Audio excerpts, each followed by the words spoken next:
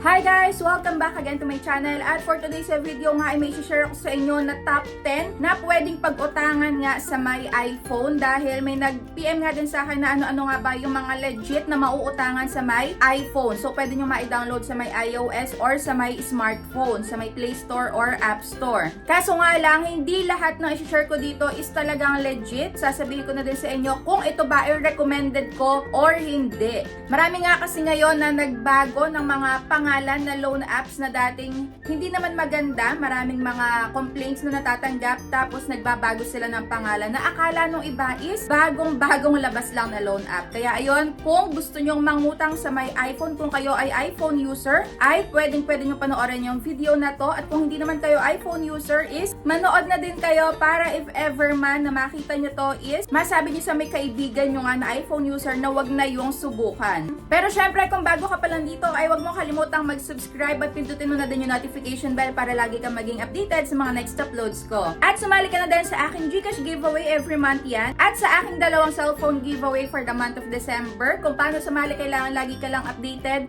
dito sa mga ina-upload ko sa YouTube at wag mo akong kalimutang i-PM sa aking Facebook page. So ganun lang kasimple, kaya mag-join na kayo, baka kayo na manalo ng cellphone.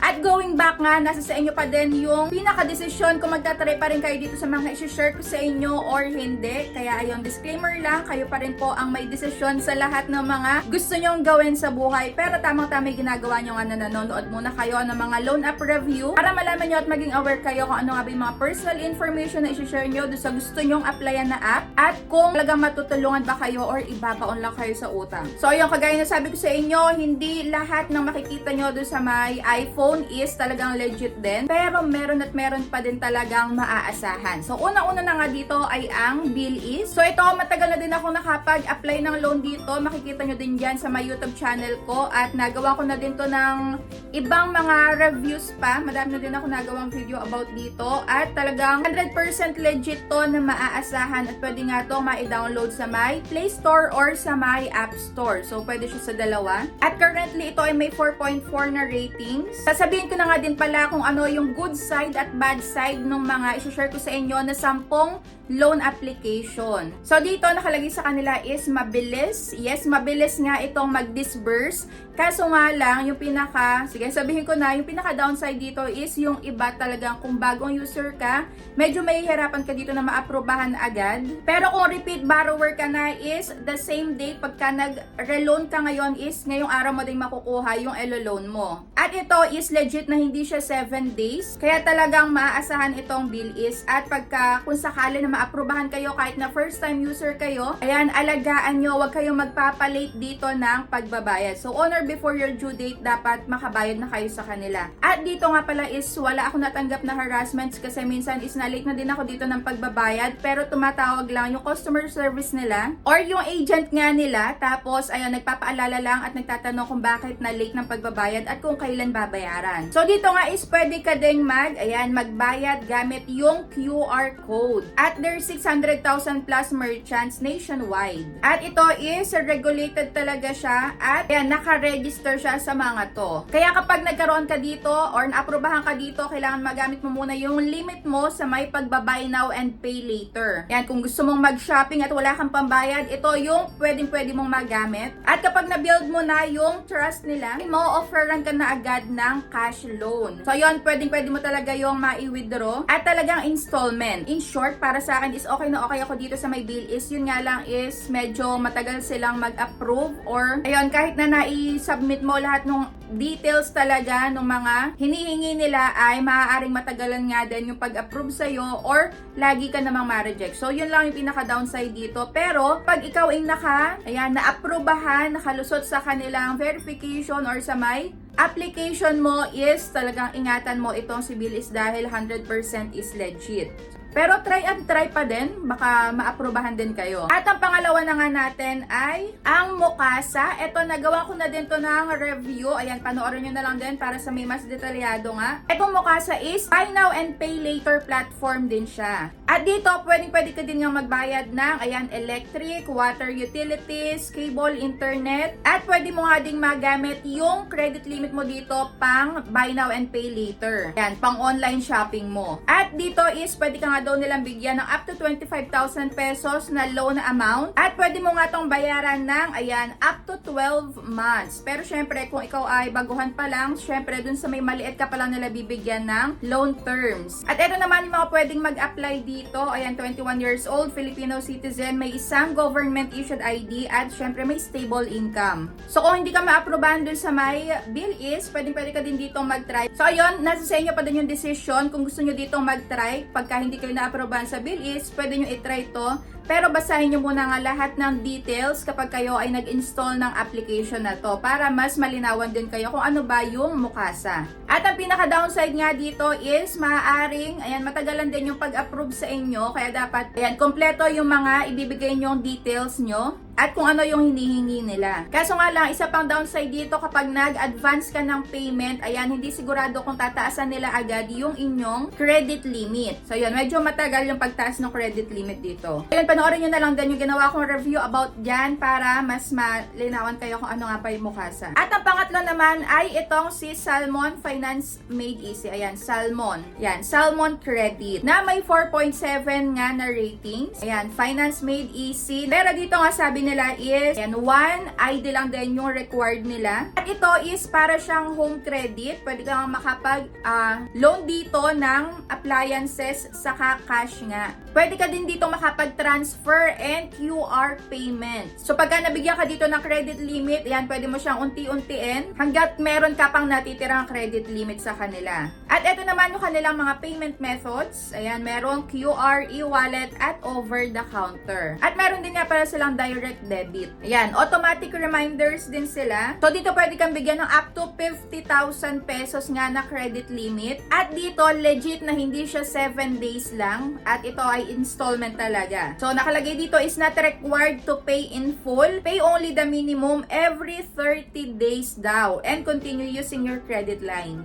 At pay interest only on what you use. So dito nga kung meron kang credit limit at hindi mo daw yun lahat-lahat ginasta. So dito kung binigyan ka nila ng 10,000 na credit limit at yung ginamit mo lang is 2,000 pesos or 5,000 pesos. So yun lang yung malalagyan nila ng tubo. So hindi mo kailangang bayaran yung pinakatubo dun sa may buong credit limit na ibinigay nga nila sa'yo. Kaso nga lang ang downside dito, kapag ayaw mo na sa may app nila, ayan, matatagalan sa may pagbubura ng account mo kasi wala ditong option na i-delete mo yung account mo ng, ayun, the same day din. Syempre dito, hindi mo din malalaman kung bakit na-reject yung application. Ayan, pagka the same day, ayan, nag-apply ka ngayon, maaaring maka-receive ka na din ng, ayan, na resulta kung ikaw ba ay approved or hindi. So, ayun, okay din tong si Salmon Credit, pero depende pa din sa inyo kung magtatry kayo or hindi. Lagi pa din kayong magbasa nga ng details pagka kayo ay install ng app nila. At ang next na nga ay itong si Peso Loan na may 4.6 na ratings at dito pwede daw makapag-loan ng up to 100,000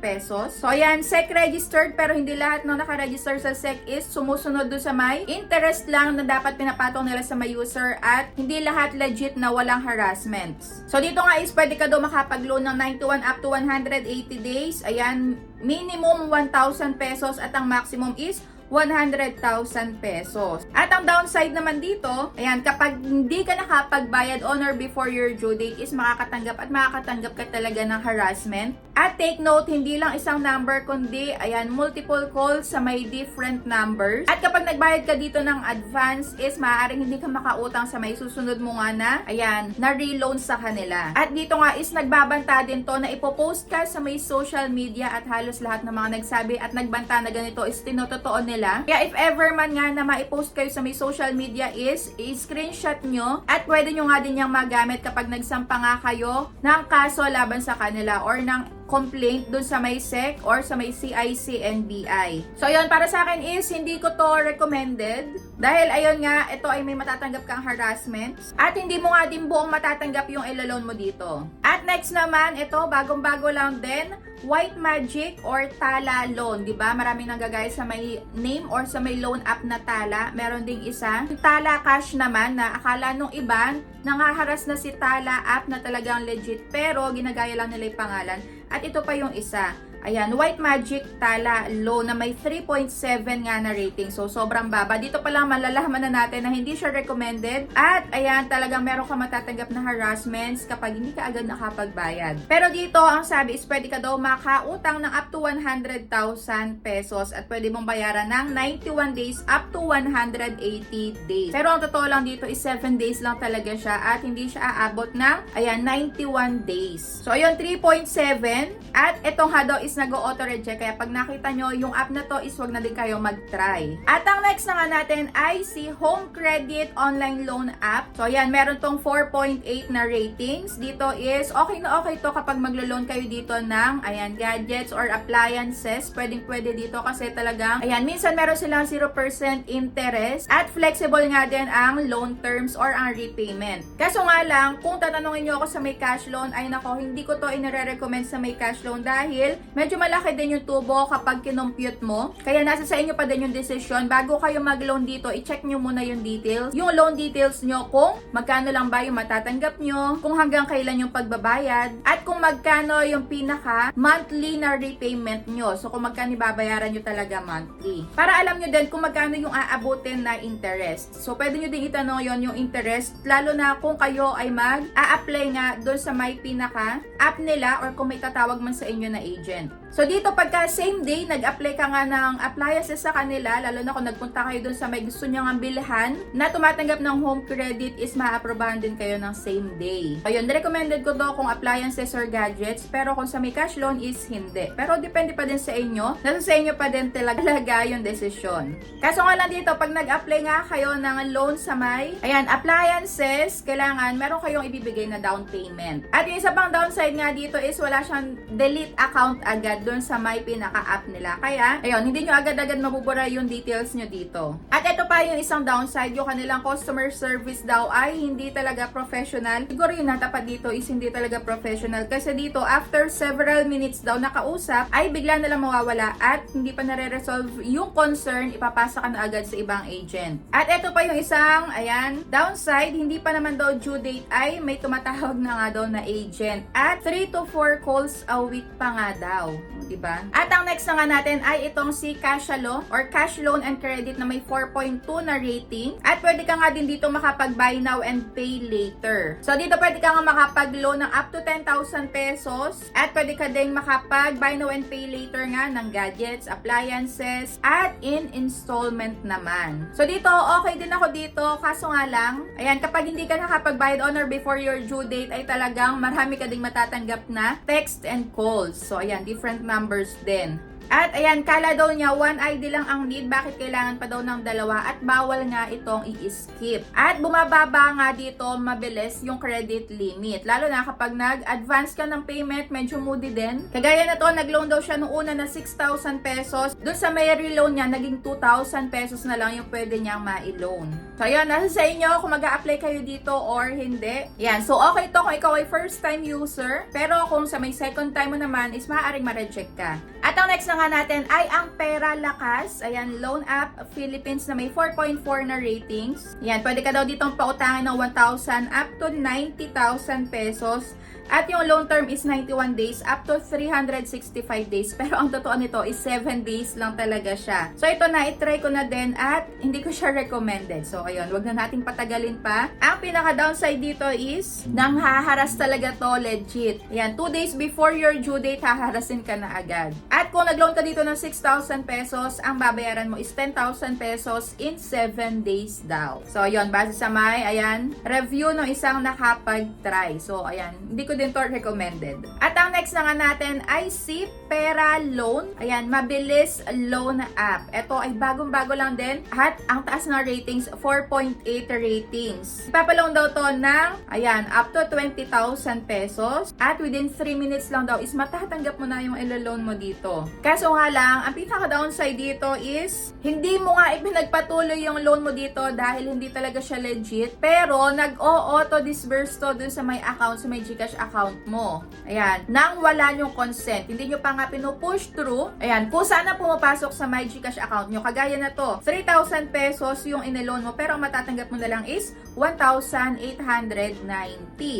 At kailangan bayaran mo to ng on or before 7 days lang din, o, diba? At ang pinaka-next natin ay si Quickla na may 4 ratings. Kaso nga lang, kung napapansin nyo, ito ay nag-ooperate pa din, pero ito ay na-revoke na, natanggalan na to ng lisensya, so hindi natin alam bakit patuloy pa din na nag-ooperate.